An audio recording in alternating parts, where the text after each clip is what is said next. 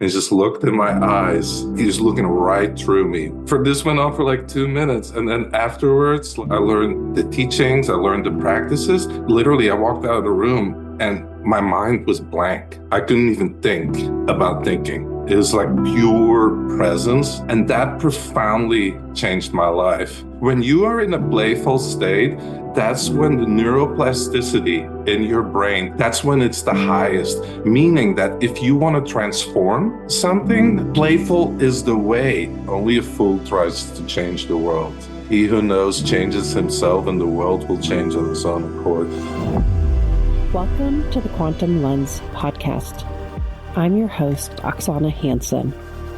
This is a space where science meets soul, a heart-centered, conscientious podcast designed to nurture your spiritual, emotional, and physical well-being through the wisdom of quantum biology, holistic healing, and a deep self-discovery. We'll explore what it truly means to live in alignment. If you're ready to open your heart, expand your mind, you're in the right place. Welcome to the Quantum Lens podcast. And today I'm so excited to have Nico, Mr. I have no title on the podcast. So right before we hopped on, Nico and I were talking about how I should introduce him. And you said something so profound about like, you think titles like are so limiting. Absolutely.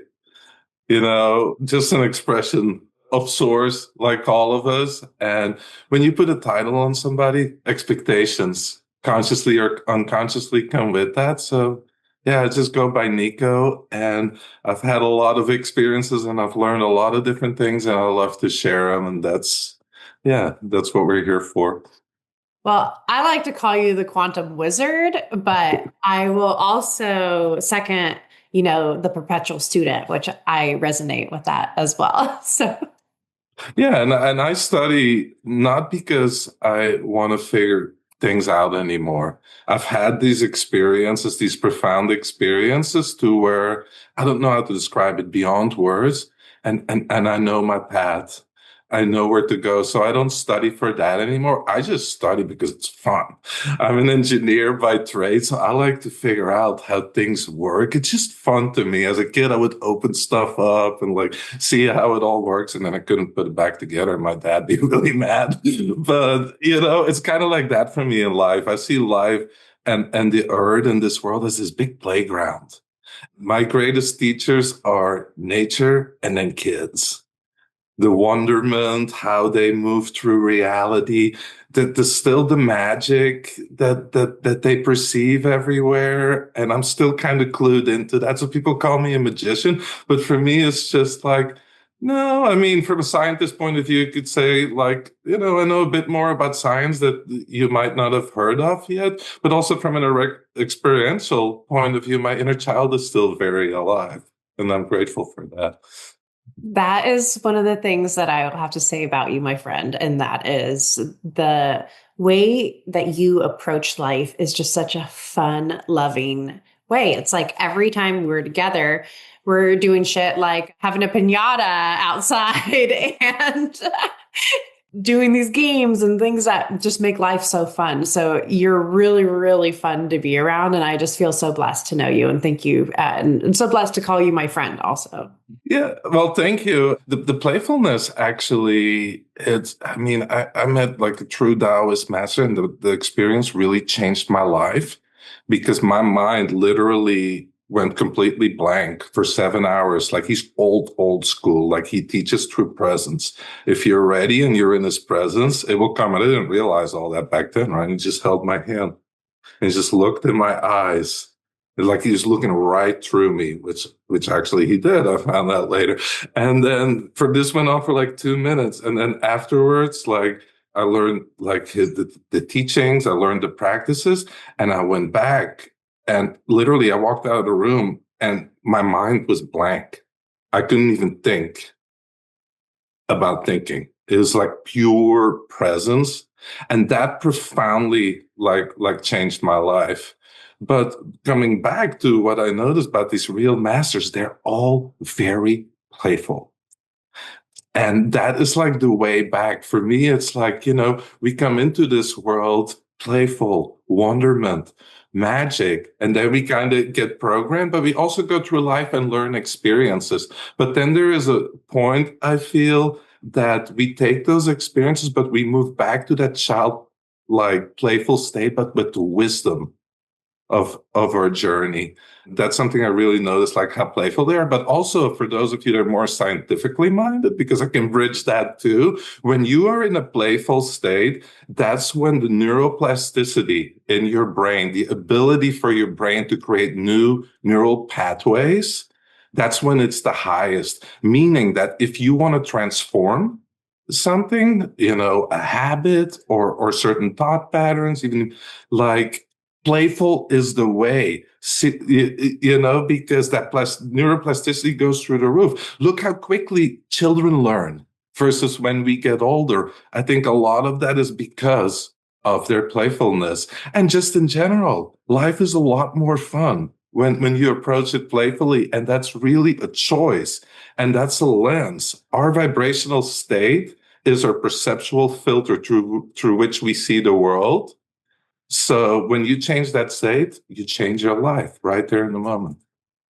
I love that. And before we hit record, I was telling you that I was developing a quantum homeschooling class, and you've been to my house. And so you've seen the room that my kids homeschool in. There's boogie boards and a surfboard rocking thing and a trampoline, and the chairs, they all move, and they have all these squishy things to sit on. And right, like, because the thing is when you're learning, you need to be able to move. And right, like the biggest thing is like, we expect our children and even adults to sit at a desk, not move around, and to learn and digest information. That's just not how we do it. But when we're able to move and move our bodies, we can actually like make things and information stick for us, right?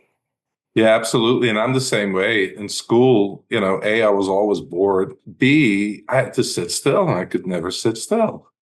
And then the funny thing is later on, I don't know if human design, if people are familiar with it, I found out in my human design that for me to digest my food, but also information, I need to move around. I need to be distracted. It needs to be like passive. So something I always resonated with. And also when I try to come up with something, I need to walk. I need to move. So I'm so happy you're doing that with the children, because we don't have to go into the present school system, but these children that are coming in now, they're our teachers. Yes. And I feel like we just have to kind of clear the path and in a way give them an environment in which they can truly be their true self and encourage that. And they are going to teach us. And they're already. There's so many things that children do teach us, but being playful is definitely one of them. Being brutally honest is another one. So, patience, or even like how conflict resolution, even like things that trigger us. And right, like there's just so many gifts that we get from those interactions, right? And so how can we go back, like, as these adults of ours, like, what are the strategies that we can like go back and make life more playful? How do we kind of take the stress off? I know people always ask me that. And then I'm like, man, it's like natural to me. So when things are natural, sometimes it's hard. Like, how do you get there? But for me, it's not. And see, this is part of why we get stuck. We feel we have to become something different. We feel we have to change ourselves. First of all, you're perfect the way you are in this moment. You are a representation of your vibration now, and it's perfect as it is, right? But in a way, as you observe this, you're already looking at the past. Right. So let it be. Know that what you shift your vibration into now is ultimately going to become your future. So for me, playfulness, the childlike state, is our natural state. So it's not about adding stuff, becoming something different. It's a process of releasing everything we've taken on that we're not. right? And when you release everything that's been programmed into us from a young age, you have to be this, you can't be that, the world is this, right? When we let all of that go and recognize that not being part of our true natural state, we let all of that go, it's already there. And then hang out with children, right? To me, for transformation, even like the transformational work I do with hypnosis, with emotions, all of that, I try to gamify everything. I turn everything into a game because for me, well, now I got to do this every day and I got to do that to get healthy. People just get burned out on that because it's another thing you need to do. You have to understand every time you say, I need to, that means it comes from outside of yourself. When something comes from outside of yourself, there's always going to be a natural resistance. While if you say, I love to, I want to, that comes from within. And what your neurology creates, it never resists. The same with people. I used to be a leader in like the corporate world. I figured out that I'm not going to tell my team what to do. I have an idea and then I ask questions and then it's their idea and people never resist what they create. And then you don't have to deal with all that resistance because it's their idea. And that's some wisdom that I really received from a young age from my mother, because I had an extraordinary mother and everything was discussable. She would not say, you cannot do this or you have to do that. She'd be like, let's talk about it. And then in her own ninja ways, in the end, I would always end up with what ultimately was the right thing to do. But there was never any forcing. There was never any authority. You have to. And even if she disagreed and I showed her my perspective, sometimes she's like, you're right. You're right. I didn't look at it that way. Yeah, you can go do that. I'd love for you to talk about your hypnosis work that you've done. Yeah, well, so let's back up first how I got into this, which is so after I met the Daoist master and I had that encounter, you have to know when you're exposed to somebody of that high a vibration or consciousness, it's kind of like you boil the water and all the impurities start coming to the top. That's what happened for me. Also, my dad had passed a few months before that. And back then, I didn't realize that anything that your parents do not resolve, you get an energetic inheritance. So I'd like for you to stop saying that. No, I don't want that. Well, that's how I've experienced it, and that's how I learned about it. But think about it as a river, right? And then every one of us, like in that ancestral river, is another small river. Once you dam one off, that water has to go somewhere. It's to one of the arms. But it actually is true, but it doesn't have to be a bad thing. Like knowing that, right? You know how to deal with it. Also, when your parents are still alive, the more you can clear of that, the better. But basically, after that experience, I went through hell. I thought I'd had my dark night of the soul. Well, that was another one. It was very, very dark. And it went on for months. And I almost wanted to kill myself. Like, I didn't know what to do because I had all these emotions like stuck within me and and I didn't know what to do with it. I didn't know how to release them. I was never taught that. I think most of us are not taught that. We're taught how to go to the bathroom, right? We're not taught that when an emotion comes up, that it wants to leave, right? It's the same process in a way. Ultimately, it's as simple when you get there to just pure presence and just notice it and just observe it. Don't touch it. Don't get engaged with the mind. It will leave on its own. But that's very difficult for us because in our society, we're more like doers and we're more in our left brain. So that's why I learned all these hypnosis techniques. I studied with David Schneider, who's like top, number one NLP teacher in the world, top hypnosis teacher. And I started to do his stuff. And I'm like, oh my God. I'm able to clear this. Not only am I able to clear this, but this is easy. How did I only find out about this now? because his system is very different. Most people, hypnosis gets a bad rep because people see the stage hypnosis stuff. So people think like, oh, it can make you do things you don't want to do. And there's all these misconceptions about this. Absolutely not true. And also the way I was taught and the way I teach people and share with people, it's more of like a self-hypnosis. I guide you through it. You've experienced it. It's not like you're all tranced out. No, you're actually engaged with the body. And the cool thing about it is that we engage all the layers. So if you go to a hypnotist, they're only talking to your mental layer, right? And you go for somebody for body work, they're working on just your body, maybe a little bit on the emotional or whatever. What I've learned is like, you want to engage the physical, the energetic, the emotional, the mental, all simultaneously and coherently. So they're all not pulling in different directions. That's basically what we do in what I teach and what I've learned, which is like you engage the body, the energetic layer, the emotion, and the mental, and you all give them the same instruction at the same time. And then change becomes easy.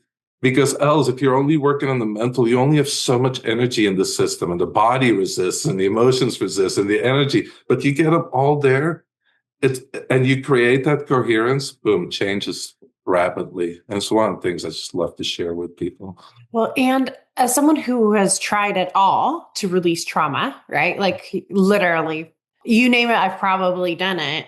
Hypnosis, like regular traditional hypnosis, did not work for me at all.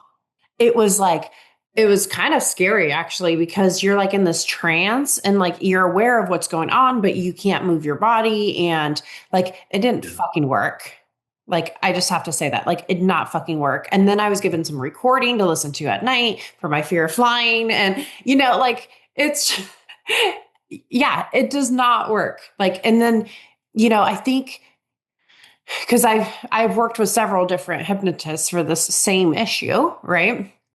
And there was another one that had my hand respond like on a subconscious level. And like it was saying, yes, like we've cleared it. And then I'd go to the airport and be like, nope, that's still there. And so I totally get what you're saying is working on all the different planes at the same time, because I think we get these experts of working on one level, and maybe that works for some people. I'm not completely dismissing it. I'm just saying for me, for the things that I was dealing with, like that technique did not work personally. Yeah. And, it can work, right?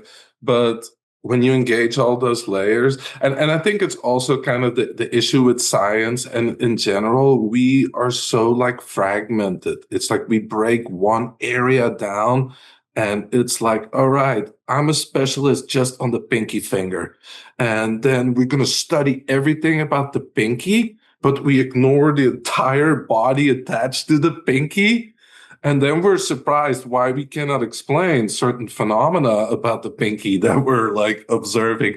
So I think there's nothing wrong with specializing in a certain area, but we can never lose the big picture. So I think if science would focus in a particular area, great, go figure stuff out. But there also need to be like this 50,000 foot view. I'm sorry, with your fear of flying, I didn't want to say 50,000 feet. Oh, yeah, it's gone It should now. be like 38,000 feet. Yeah.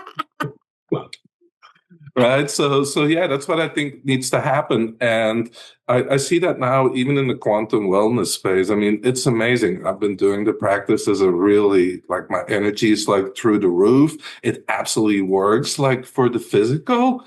But now people are also starting to realize, well, there's all this other stuff. Our subconscious mind that really drives our life when it comes down to it, our emotions, our energetic body. And what I love about it is that people in the quantum community, they're open to it.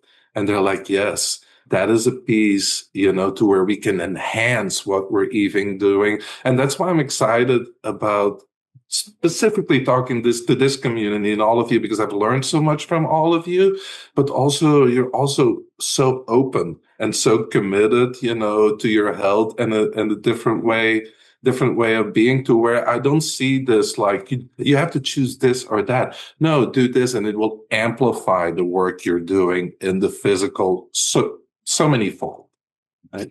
Well, and I think too, just the basis of how quantum biology came about, right? It was a quantum physicist and a biologist that met at a conference and came together and were like, hey, maybe we could work together to solve each other's problems, right? And I think in this universe that is so siloed, I mean, you worked in corporate too, Right. as did I, previous life.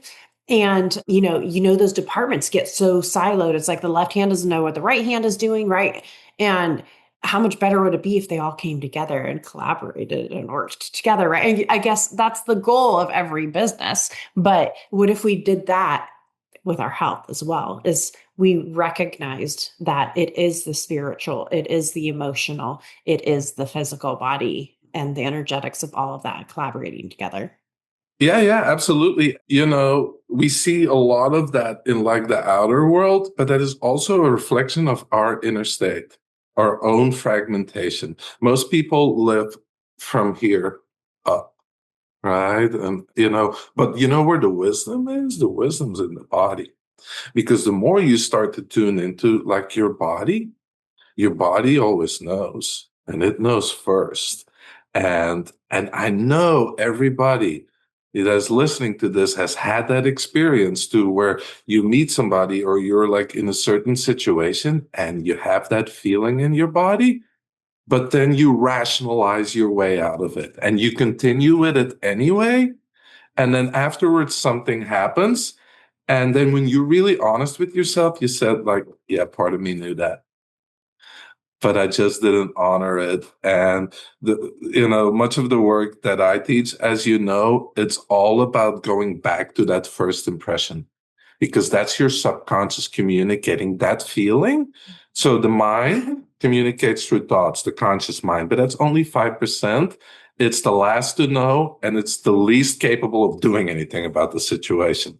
The 95%, the subconscious, is what runs the show. What it believes to be true about you, about the world, it works tirelessly to make that match.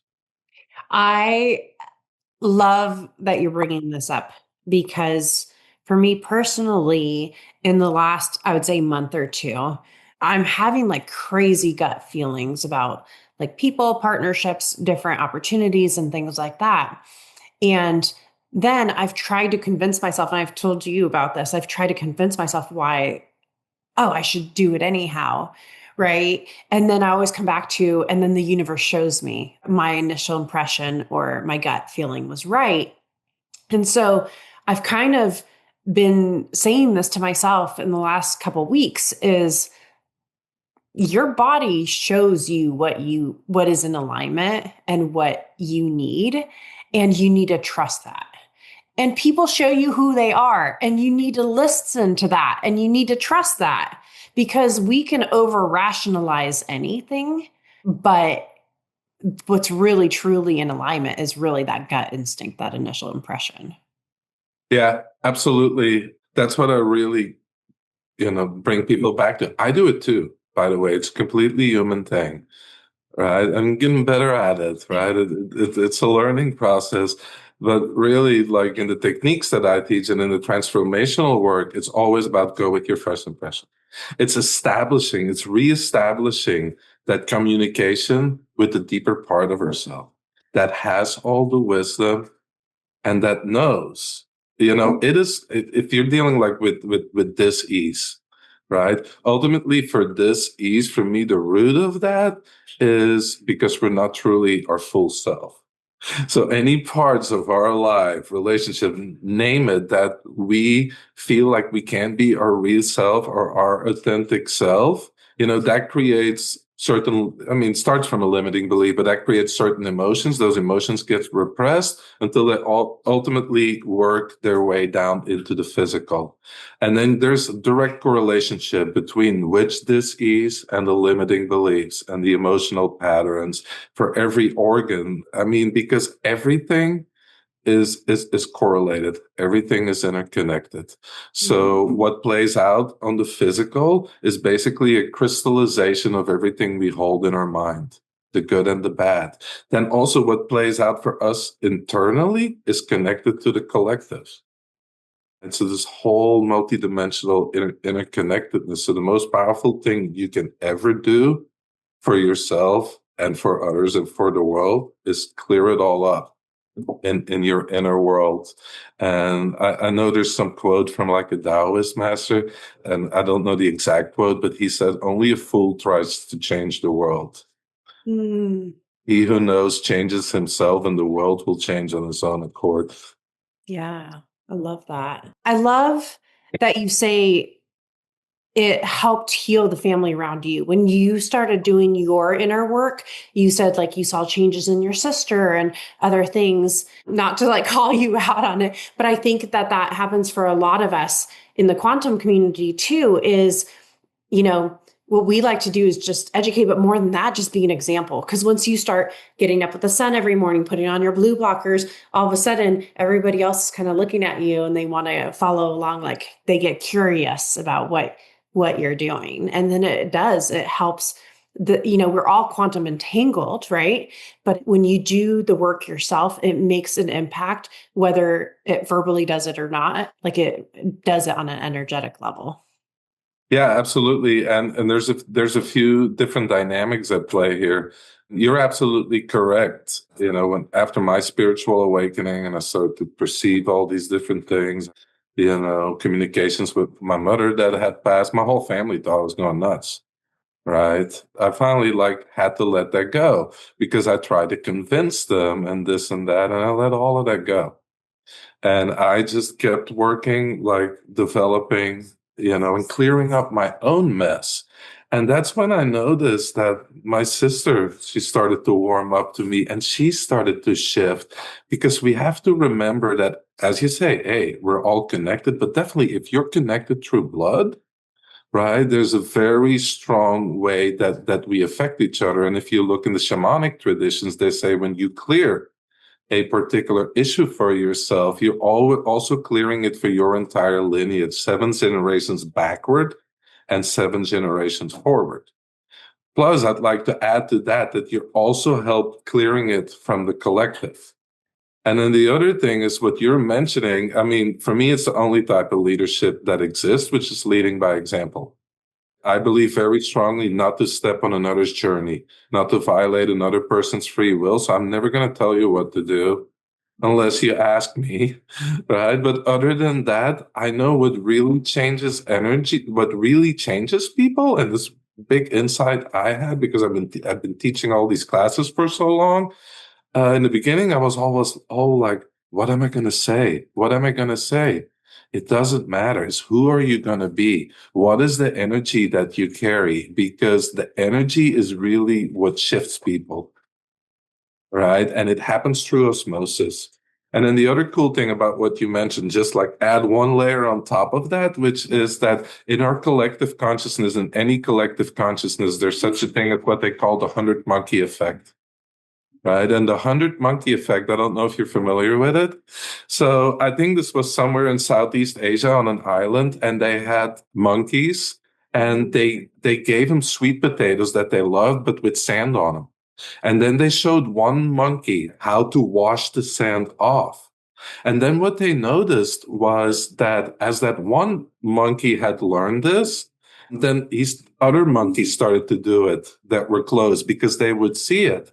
But then and that makes sense. But then the more interesting thing is that it reached, and they call it 100 monkey. I'm not going to say it was exactly the 100, but it reached a critical mass. And all of a sudden, monkeys on other islands started to do the same thing. So there is such a thing in our consciousness.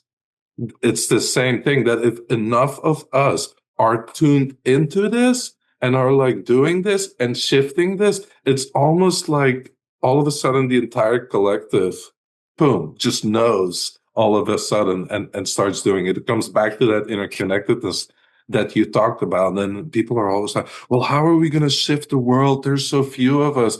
It only takes a small percentage of us that are really like on and like awakened to truly shift the world. Because what people forget is that the world, most people in the matrix are in this low vibrational state. Well, if you're in a much higher vibrational state, you exponentially impact and influence more people. It's an exponential scale. So to where you could have a few people of a very high consciousness, of very high energy that could basically balance out the detrimental thoughts and emotions of millions of people. And so if we're all connected and we want to make the world a better place, like we should work on our own stuff, right? And as Yeah. we heal ourselves, then we're going to not only impact those that we're related to by blood or our family lines and our generations, but also the quantum collective, right?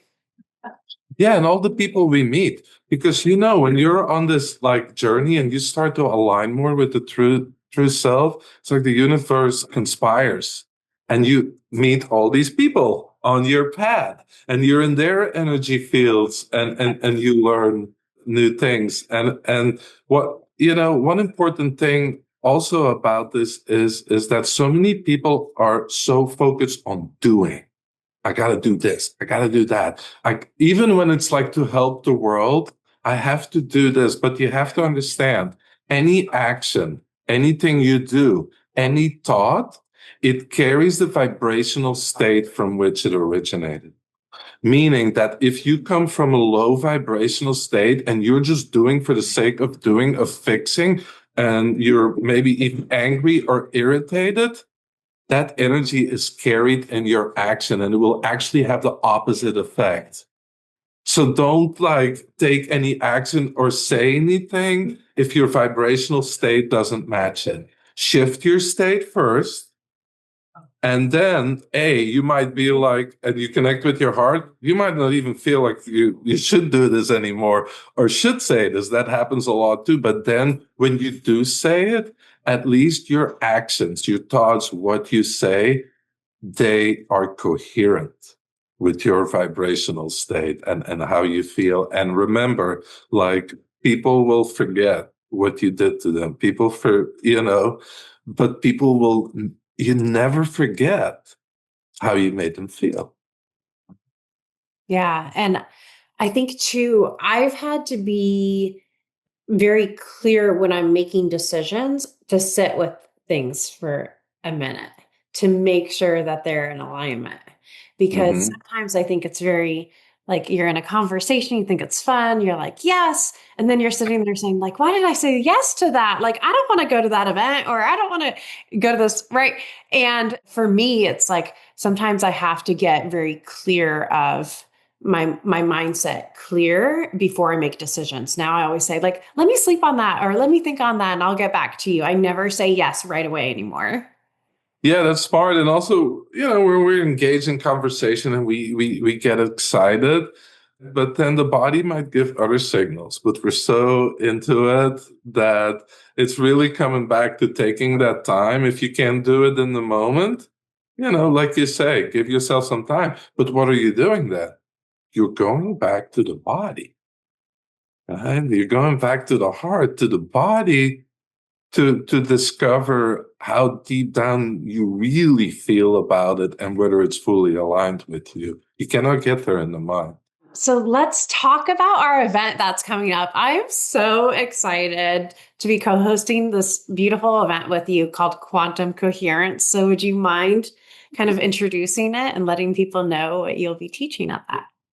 Yeah, absolutely. I'm so excited we're doing this together. And like this is really all the work that like changed my life, right? And that allowed me to release traumas and to release things that I were carrying that were no longer serving me and to reprogram the subconscious mind, all packed into one 3-day workshop. I teach a lot of these things online, but it's something very different with being there in person because we were talking about energy, right? It's just the sacred container we create. It's very important to have a safe space for this type of work, but also in a small group setting where we can really, get to know each other. It builds an incredible energy. And yes, you can do it at home on your own and you can go down that path. But this is really for people that say, like, I am ready. I really want to shift. I'm tired of carrying these things that are not mine. I'm tired of these limiting beliefs that keep me from being my full potential. And this is really like the only warning I'm going to give you. You're going to walk in one person. It's not going to be the same person coming out. You'll be totally transformed. Some of the things that I think and that are really cool about this work is, first of all, we don't need to know what your traumas are. Right. And you know that you've done the work with me. We work on the meta layer. And the cool thing about it is because I've worked with a lot of people and a lot of people have a lot of shame around, whatever's bothering them or their trauma. And that keeps them from wanting to resolve it because they don't want to share it with anybody because they're so ashamed of it. And that's the beauty of this. We don't need to know any of that. The cool thing is also you don't have to relive the experience or the story. You can just clear it, on what we call the meta layer, and it goes and it's quick. And I know you know that, but I'll let you do that story. Like, also my style of teaching is like when I first woke up, I found out that, I could heal people. I never really wanted to do that because I believe all healing ultimately is self-healing.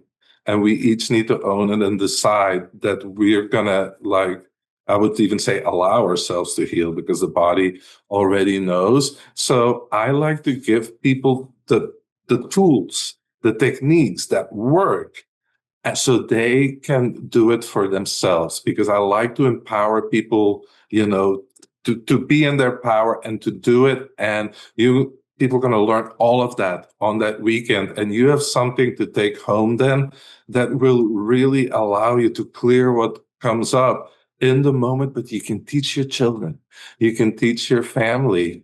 Yeah, that's what I think is really beautiful about this, and yeah, I'm super excited about it. Well, and I think there's something about personally when I started going to retreats, which is now why I have a business that runs retreats. Like it's crazy. It changed my life because when you create this sacred container and you're able to fully let go and know that you're going to be held in a safe space, it kind of it gives you permission to be vulnerable, right? When we did our session together, Nico, I was like, I'll go first. Like, Yeah. let me do it. I'll go first because it allows other people, gives them the permission to know that it's. Yes. And so that's why I really love what we're doing here because it's just going to be a really private, small group of people. We're going to bond. We're going to work through a lot of stuff, but we're going to make it fun. We're going to Yes. do the ice baths. We're going to go outside and fly kites. I don't know what we're going to do. We're going to do really cool, fun things because the last thing I want to do is go to a retreat to do trauma work and then feel exhausted and drained and get sick and my body get overwhelmed and to allow inflammation in and autoimmune in and all this stuff because I'm so stressed, right? Like what's so cool about this process is you feel light after, you feel like a huge burden is lifted. And also it's not that like talk therapy where it re-traumatizes you. You don't have to talk about it. You don't have to discuss it. You do the process and bang, it's over. And then all of a sudden you're a lighter version of yourself. Yeah, absolutely. And I have to say, like when I did the process for you, because that's a cool thing about doing it in person, because I hold the energy and I've done this thousands of times, right? So nothing really throws me off, but yours was one of the most intense that I've ever like had to hold. I'm really being honest here. I mean, in one moment I was almost like, whoa, like I have to ground more because I almost like passed out like for a second. There was that much energy. And then like you say, it's like poof. The only thing people can believe about this usually is how quick it was. And we'll do a bunch of those processes. I mean, I've taught you some of them, but there's so much more. Imagine what your life would be like if you could clear all the things that are holding you back you don't even know about, but your subconscious mind is ready to let go. Right? Imagine, that critical voice in your head that's always commenting, and usually its commentary is not so nice. Yeah, that voice is saying right now to you, what voice? That voice, right? Imagine if one day that voice becomes your biggest supporter. And then there's all these other amazing things where I actually do timeline work to then, because time, the subconscious does not live in linear time. Everything is simultaneously. So the beauty of that is we can actually go back all the way to you're like a young age and install like all these things and impart all these wisdom and then move it through your timeline. And all of a sudden, your whole perception changes if you look back at your past, because memories are not fixed. Memories change as we change, and as our filter change, we have different perspectives on things. And these are all things that we can change. But as you say, it's playful because we don't want it to be like work. I mean, have you ever seen a happy shadow worker? Because when you're always looking, you're always going to find what you're looking for. And I have a different approach, which is like you keep moving ahead with your life, express yourself, bring your gifts into the world, do what you love to do. But then when you feel some resistance or something is holding you back, go clear it. But don't necessarily go look for everything, because that's like an endless street and it will not make you feel happy. Be happy, live your life. When you bump into something, clear it, But this 1 weekend, like this will be so like transformational. It just like launches you. Like the people that have done this, and one of the things you say, I've done this in class. When I learned this from my teacher, it was very hands-on, right? We don't use scripts. It's all driven by the person's higher self that we're working with. And that's one important aspect, which is too much hypnosis, other techniques. They're too structured in a way that worked for one person, but we're all individual. So what we do is we work with the subconscious, the part that created the issue ultimately, and that also knows how to solve it, and let it show us how to resolve it. And yeah, it's just very fun. And then having done that in the class with so many people, when you do that together, you create a really deep bond and like friendships for life.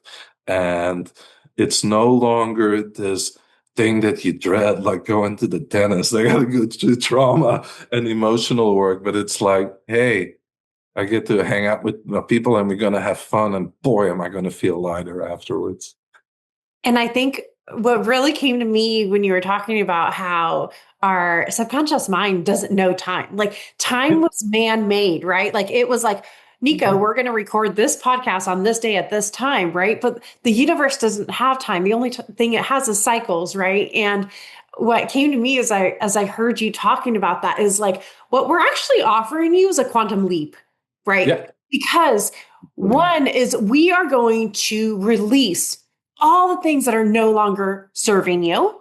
We're going to take your adversary voice that is telling you all these self-limiting beliefs, and we're going to get rid of those beliefs. And then what we're going to actually reinstall is a new program of beliefs of what you truly are, your true nature, your true essence, and your goals and everything that you're working towards and where you're going. Like when we say you're going to leave a different person, you're literally going to become a different person. Yes, but more of yourself. And that's the key. Like you think that the person that walks in is yourself. No, actually the person that walks out is much closer to your true self. And that's what it's all about. Yes. So we're all going to be quantum wizards after this weekend, and I'm so excited for it. And hanging out with me too, like that's not the only thing I do, right? A lot of subtle energy stuff too, clearing things, biogeometry, and I always love to share. So it's also a good opportunity for people to pick your brain and to pick my brain, because I know I saw one person signed up and she's not into the quantum wellness. It will be awesome for her to get to learn what you have to teach. And then also all the people attending, because ultimately we're all students and teachers. Every time I teach, I learn. It's a two-way street, and just sharing that, yeah, it will be amazing. And I love how you called it a quantum leap, because that's exactly what we're doing. Yeah, I'm so excited for it. And of course, you're coming back to Return to Nature next year as well. I'm so excited about that. And you're going to be an integral part of that and teachings there as well. And also your Cosmic Tower project, if you want to just mention that and tell people what that's about. I know people are seeing that all over my Instagram. People are saying, what is that Cosmic Tower thing? So I'll give you a chance to tell people more about that. Yeah, so the Cosmic Tower is a project I've been involved in for a few years. And really what it's about in its essence, I think most people are familiar. So one of my passions is the work we just talked about. Changing the inner, super important. And then I'm like, what can I do for the outer? How this came about is like, one of the things I teach people about, you are not separate from nature. My lungs have an intimate relationship with the trees. And we have to become stewards again of nature versus just being consumers. And that's what excited me about the Cosmic Tower project, because we're basically building this new light grid of harmonious energy to help nature regenerate, to deal with 5G, to structure the waters. That's what got me super excited about the project. So the way Cosmic Towers work, in a very simple way, most people are familiar with a sacred power spot, like under the pyramids in Egypt or in Sedona. Well, those are created by underground water crossings of living, like healing water. And when they cross, it creates this vortex, which is actually a toroidal field. So that's why the temples are built where they are built. It's about what's already there, which is a power spot, a natural spot on the planet that really emanates harmonizing energy. And then the temples are built on top of that to amplify that energy with the right materials and the right geometries and the right orientation. And that was then spread through an entire civilization. That's why these really higher civilizations like Egypt, that's what they did. That's why if you go back to ancient architecture in Europe, it all takes the energies into account, and they would build with nature, not in nature, to actually then spread that energy out. So not only the people, but also the animals, the plants, the land would benefit.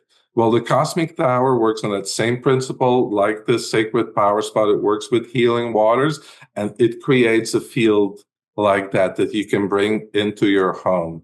And it's like bringing a power spot, harmonizing place in nature into your home, to where you have a lot of benefits, which is that, your water gets structured. There's more life force in your place. It helps you with releasing things that no longer serve you. It makes your environment more energetically quiet, to where it's easier to tune in. You sleep better. All these benefits on the personal level, those are the personal towers. But what really got me excited is the really big towers, because these are the ones that will go for 500 or like 600 miles in diameter, to where they support nature, regenerate nature, and also the people, and even deal with really hard things like radioactivity. So it's all about building a grid, and we have over 25,000 of them already out there, over 800 big ones in Europe and over 45 big ones in the US, because people, when they're looking at EMF, they all think about block, which is even more separation. You cannot block EMF. There's part of it, that's not electromagnetic in nature, that you can never block from. We can only harmonize.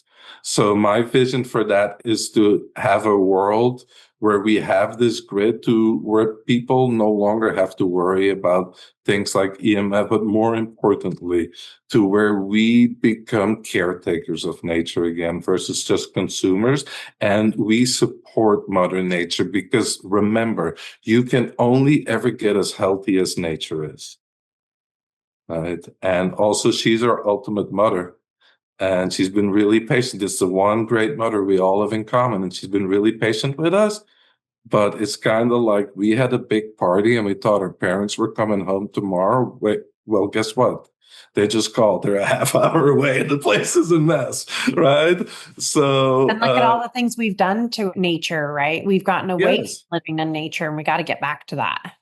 Yeah, ultimately, because that's where the true healing is. The true healing is, like we talked about, inside yourself, connecting to your true essence, which is nature, right? It's the one divine source that nature is an expression, and nature is the ultimate teacher. And it basically shows us how to live in harmony. And when we are in harmony with our own nature within, we become more harmonious with nature outside of ourselves. When more and more people start doing that, we are going to transform this planet so quickly, you wouldn't even believe it, because the beauty is all the solutions, they're already here. And the Cosmic Tower is like one of them. And yeah, I'm really excited about that, because that for me is like the outer piece. Build a grid that supports all of life, that supports the people and supports nature. And then through my other work, support people on the inside. Yeah, that just makes me happy. And where can people find you and your work? And then I guess we need to mention the dates of Quantum Coherence. Yes. Yeah. Mm-hmm. So yeah, Quantum Coherence, October 24th through the 26th in Franklin, Tennessee. And it's going to be amazing because Oksana is an amazing host. Having gone to Return to Nature, everything with to the detail was just absolutely beautiful and perfect. And I know this will be the same. Good food, great vibe, fun. You know what? Think about it. What do you like to do most? The stuff that you're like, man, I have to do this again, or this fun stuff that also benefits you? It's all about having fun. And then people can find me for the Cosmic Tower. You can find us on the wellnessenterprise.com. And I think you're going to put the links in. For all the emotional clearing stuff, you can go to nicomartens.com. And then, yeah, please follow me on Instagram. I'm just starting. I want to share more and more with people because it's just so impactful. And I just love it when people write me or tell me, like, I was in Carrie Bennett's group recently, and then I got emails from people like how it completely like changed their life, how it was life transforming. And then I had another one yesterday. This lady had all these self-sabotaging thoughts and she couldn't get over them. She tried everything. And she just took the Carrie Bennett replay in her community. And the next day it was like gone. She was blown away. And when I see people light up when they say that, that makes me happy and feel good. Amazing. I'm so looking forward to this and everything that you're working on. I know that you're just up and coming in this quantum scene, but I'm really excited for the work that you're doing. And truly, like we've been saying, we really believe that this is the missing piece. Like this is the final piece work that we need to do. And what I think what's so magical about it is, Nico, you're not saying like, I'm the guru. Like you're coming in and you're saying like, you are the only person that can heal you. I'm going to show you techniques. You're giving the power back to each of the individuals. And that right there is a true master, someone who empowers other people to do the work themselves. So I just want to thank you for your work, what you're bringing to the table in this community and also to our collective. Well, thank you so much. I want to thank your audience and all the people that are on this journey to having, often the courage to do this. You're the weird one with the blue blockers, and if any part of you that still feels weird, I can show you how to clear it. But, we're the ones basically, that are forging a new path. They're leading by example. And, we're just more in the spotlight, but it's everybody, right? And I'm just grateful for you giving me the opportunity to speak with your audience, to share and to help bring in my world, my work into the world that, thank you. Yeah, absolutely. So I always end every podcast with the same question. So, Nico, what does love mean to you? Well, love for me is it's kind of it's not something you do. It's not something you think. It's even in a way not something you feel. For me, love is being fully present with what is, without any mental dialogue, without any labels, without feeling the need to change it.